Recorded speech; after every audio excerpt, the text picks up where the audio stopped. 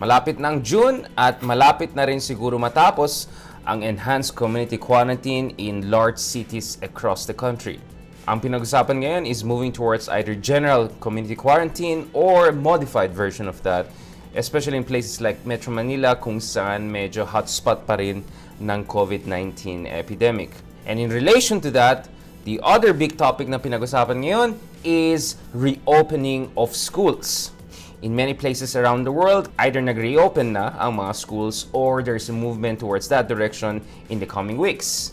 Habang in other places like New York, the authorities are dragging their foot on the topic because there's a concern na baka magkaroon ng resurgence ng COVID-19 epidemic if schools are reopened without proper preparations. In his recent public speech, President Rodrigo Duterte of the Philippines was singing to a similar tune, a tune of pessimism and caution. Para kay Pangulo, habang wala pang bakuna, medyo mukhang unsafe or malabo na maging safe ang reopening ng eskwela in terms of returning to physical presence of the students in the classrooms. But this issue is very much debatable. On one hand, there are three different concerns pagdating sa issue ng whether we should further extend yung suspension of classes. So for a lot of parents, these are very difficult times. Iniisip nila yung finances, iniisip din nila yung homework at saka yung schooling and education of their children. And homeschooling is not a very easy thing and not many parents are perfectly prepared for that. Second, they're also concerned about growing intergenerational gap. So for those who have moved to university already at medyo malakas yung kanilang foundation, baka the suspension of classes or moving to online learning has not been as difficult. But it's a very different story for those who are still building yung foundation ng kanilang basic education. And third, online classes are actually creating also more divisions within the generation and within classes. Bakit kamo? Because socioeconomic fault lines and divides are also reflected in this crisis. So on one hand, meron yung mga estudyante na may kaya yung kanilang pamilya. Medyo mabilis yung kanilang wifi, maganda yung kanilang laptop, so hindi masyadong mahirap for them to engage in extended online learning. But many others in our country, even in first world countries like the United States, they don't have access to good internet.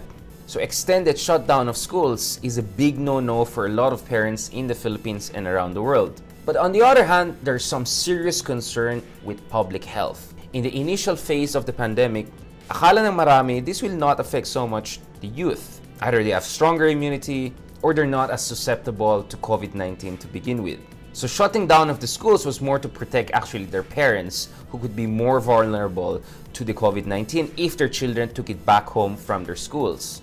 The study entitled Severe Outcomes Among Patients with Coronavirus Disease 2019 showed that a lot of young people were actually also showing vulnerability to the COVID-19 virus. The study showed that the young are less vulnerable, in fact, perhaps a third as vulnerable as the adult, but they're vulnerable nonetheless. So shutting down of the schools to a certain degree has helped in terms of preventing further outbreak in countries around the world. Dito sa Pilipinas, we see conflicting statements coming from officials, and this reflects the difficult nature of the problem itself.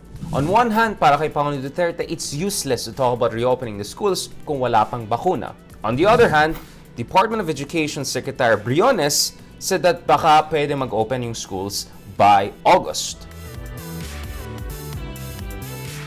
It could be a combination of online learning or physical presence in the classroom, depending on the severity of the outbreak in specific regions or cities or municipalities and barangays across the country. So it's going to be a very calibrated measure. After all, studies also show that physical learning, face-to-face interaction with teachers, is always more effective than just learning online. In the meantime, Secretary of Health Francisco Duque has backed up not the statement of the President, but the statement of Department of Education.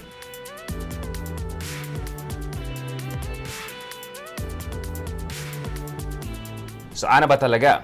Now, these conflicting statements are not very assuring, and perhaps it tells a lot about the quality of governance and crisis management in our country. But to be fair, it also reflects the very difficult nature of the crisis itself and the balance of costs and benefits that come with our attempts to return to normal.